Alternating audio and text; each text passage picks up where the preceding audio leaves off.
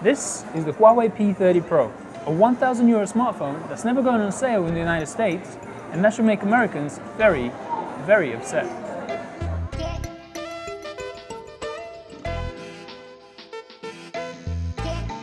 Why am I hyped about this phone? Well, it's not the phone part. In fact, before I proceed, I should mention that I'm using the Nova Launcher and Reduce Icon Pack, both of them free on the Google Play Store, because Huawei default themes are not good.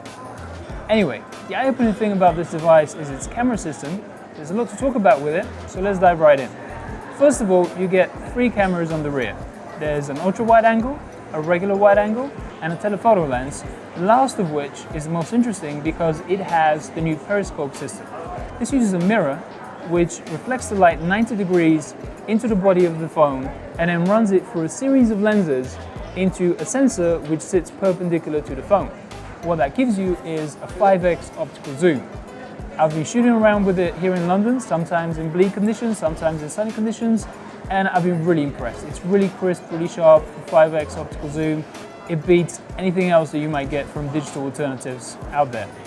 Huawei doubles down on that zoom functionality, literally, by giving you a 10x hybrid zoom, which combines the information from a telephoto and the main camera sensor.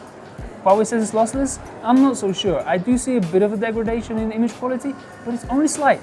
It's very slight, and it's still super impressive for 10 times optical zoom. You don't even get that with pocket cameras most of the time.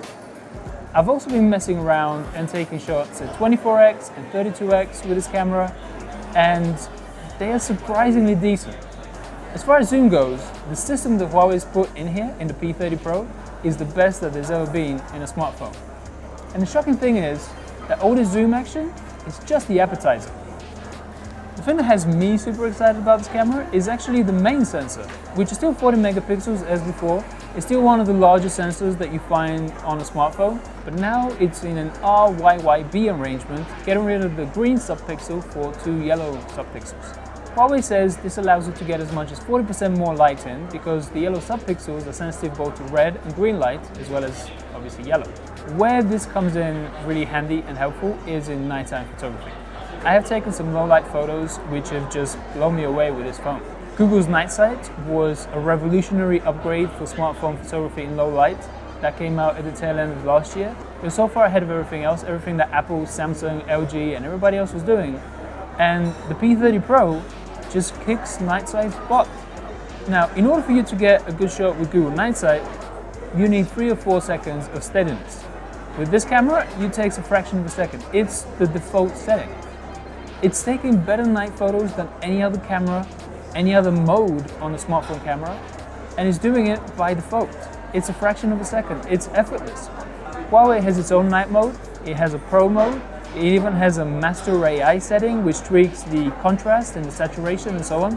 And I don't feel the need to touch any of those because this is a superb camera by default. Now, is this the absolute best camera? I'm not so sure. Video is actually one of the weaknesses for the Huawei P30 Pro. I love the stabilization. You've got optical image stabilization on the main sensor and the telephoto sensor. And I love the audio recording, those are great. But the actual detail on the video image that you get, not so great.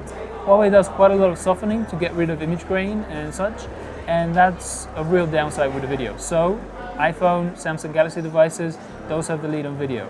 I also prefer the Pixel's image processing for the most part. It allows more grain into the image, but that also means it gets more detail. Huawei does a little bit too much processing, not as much as it did with the P20 Pro last year, which was over the top, but it's still a little too much.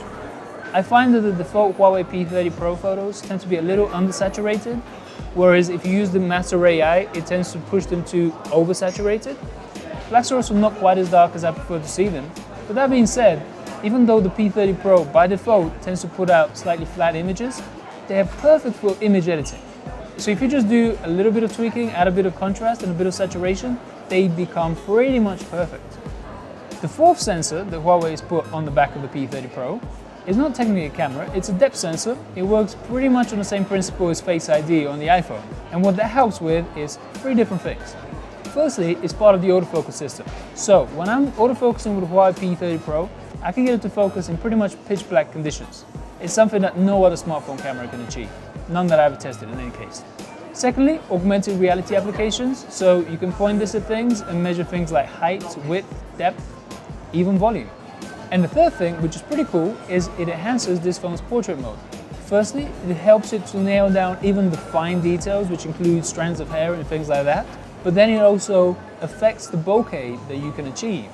So the closer you are to the subject, the weaker the bokeh is, and then it intensifies, it grows softer, the further away you get. And that's achieved with the help of this extra depth sensor. Returning to the phone itself, the P30 Pro is built around the same Kirin 980 processor as the Mate 20 Pro last year. That means it's both familiar and fast. It really is one of the most responsive Android smartphones that I've tested to date. It gets me great gaming performance, and with a 4,200 mAh battery, it lasts for a heroic length of time. I can go for a day and a half with this thing easily, no matter if I'm gaming, listening to music over Bluetooth, shooting a bunch of photos, video, etc., whatever. It's an absolute endurance champ. Huawei puts 8GB of RAM on this device. You can get it with 128 gigs of storage or up to half a terabyte, all of which is kind of par for the course. You get wireless charging and reverse wireless charging.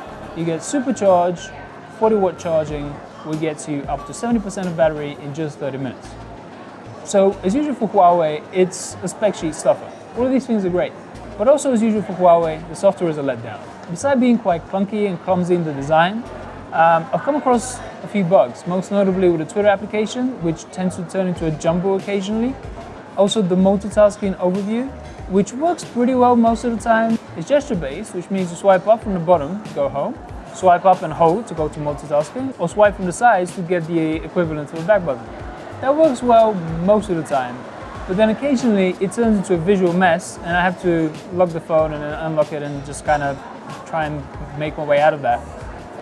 Huawei's EMUI software has just a few too many little frustrations and niggles. One of them is, for example, when I have the phone locked, I can't swipe down the quick settings in order to launch something like the flashlight, which I do quite often. Another is, and this is a small thing, but still bothers me, Huawei doesn't do the double tap of the power button to launch the camera, which everybody else on Android does, and it's a really handy physical shortcut. Huawei also has a bunch of Huawei services, such as Huawei High Care, which tend to just nag me all the time and just remind me about things which I don't want to do. So the setup with this phone involves a lot of wrestling Huawei down and taming the software, which you shouldn't really have to do. Unfortunately, I feel like Huawei is still another year or two away from doing something like Samsung did this year with One UI, which was just a major overhaul focusing on the user rather than the company trying to promote its own services. So what don't I like about this phone? Well, one is the fingerprint sensor is still embedded into the display. It's an upgrade over the Mate 20 Pro, it's better, but it's still not good enough for me. I still prefer discrete fingerprint sensors, they're still so much faster and so much more reliable. This is slower than a discrete fingerprint sensor and not as accurate. The display on this, it's a 1080p display, 6.47 inches. It's a downgrade from the Mate 20 Pro, unfortunately. Anytime you're looking at a white screen, the curves on the side tend to produce a shadow. It's a bluish shadow, which is a bit of a spoiler. And comparing this to the Samsung Galaxy S10, which is what the P30 Pro is going up against, this is an obvious downgrade, which is unfortunate. It's still a good screen, but it's not as excellent as Samsung's. The P30 Pro is a phone that will be remembered for the excellence and the versatility of its cameras. It really is the best zoom that we've ever had in a smartphone to date. This phone also has the performance, for the most part, setting aside the bugs, and the industrial design to match any other flagship of 2019. For a full written review of the Huawei P30 Pro and all the sample photos showing off its crazy zoom and nighttime photography action, check out theverge.com and stay tuned to youtube.com/theverge.